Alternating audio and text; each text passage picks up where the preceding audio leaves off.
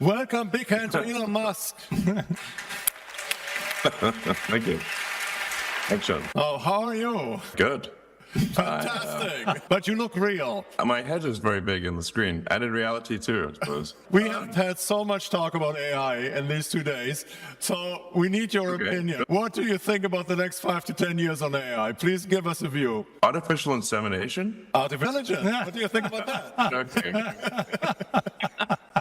Well, try audience, I must say.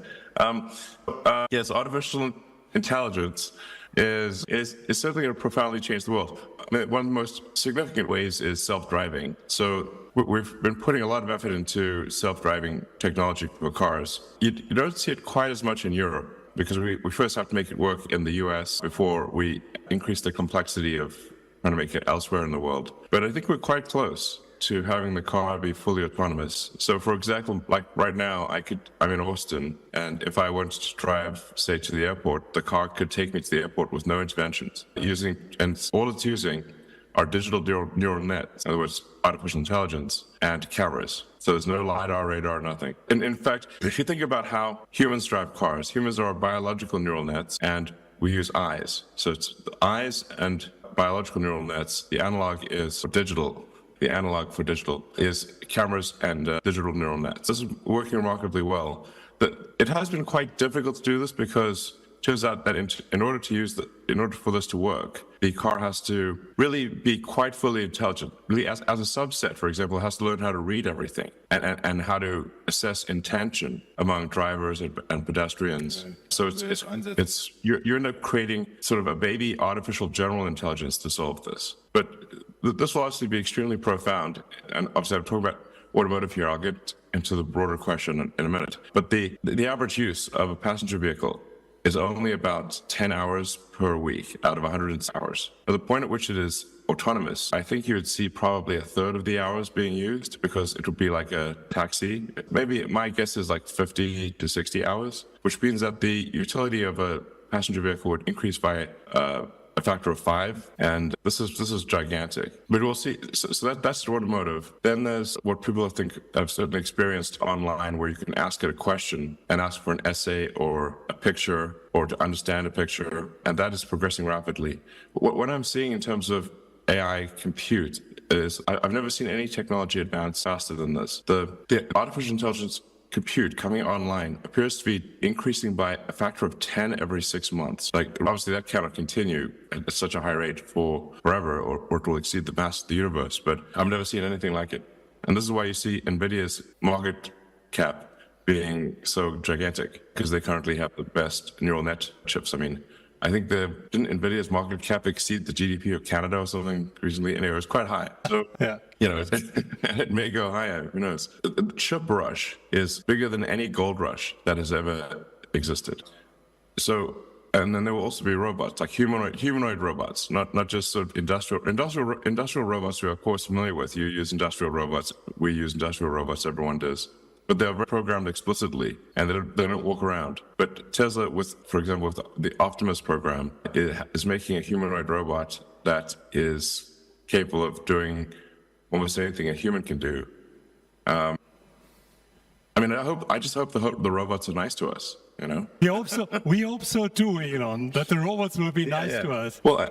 The plus side of AI is that I think productivity will increase dramatically. So across every field, I think we really are on the edge of probably the biggest technology revolution that has ever existed. You know, there's supposedly a sort of a Chinese curse, may you live in interesting times. Well, we live in the most interesting of times, the most interesting. And for a while there, it was making me a bit depressed, frankly, because I was like, well, will they take over? Will we be useless? But then the way that I reconciled myself to this question was, would I rather be alive to see the AI apocalypse or not? And I'm like, I guess I'd like to see it.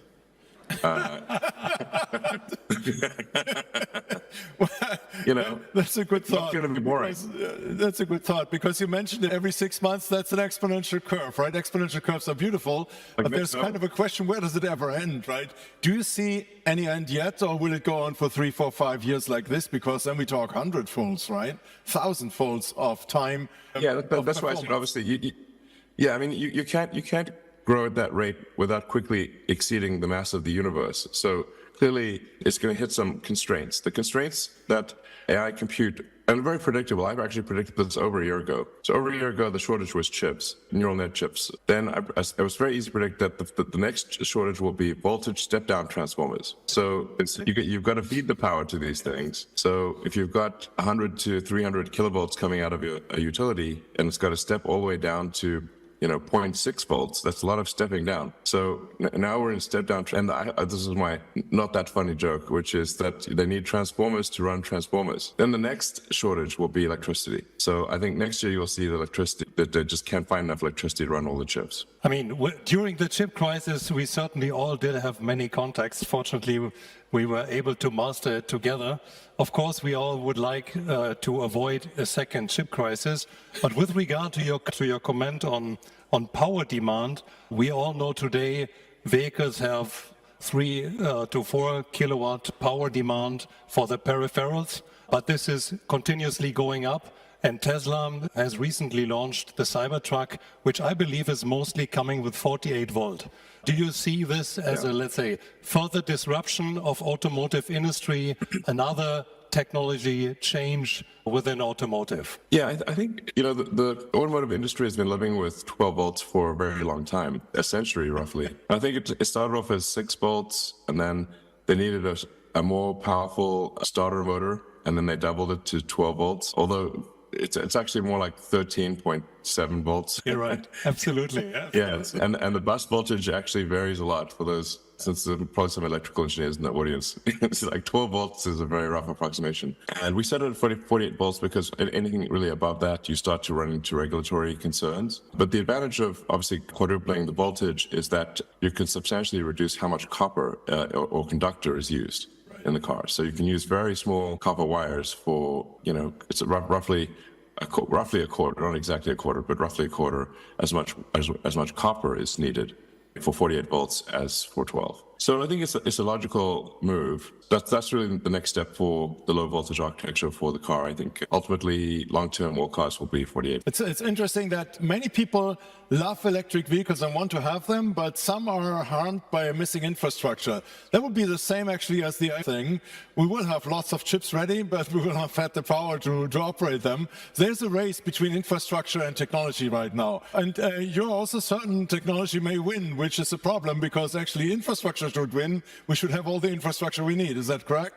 Yeah. Are you talking about like sort of charging infrastructure for cars and that kind of thing? Well, the reason Tesla developed the sort of global supercharger network was specifically to address that point, and the point you're making, which is people need to be comfortable that they can travel long distances and charge their car wherever they go. So yeah, you need you need the charging infrastructure and the electricity to charge electric cars. In fact, the simultaneous growth of electric cars and AI, both of which need electricity, both of which need voltage transformers, actually I think is creating a tremendous demand for electrical equipment and for electrical power generation. Maybe one more question, Elon, with regard to new vehicle designs coming to the market. Of course, you cannot share with us confidential secrets, but anyways, what are the things you believe, let's say, we will see over the next years in the market? And maybe just a small comment.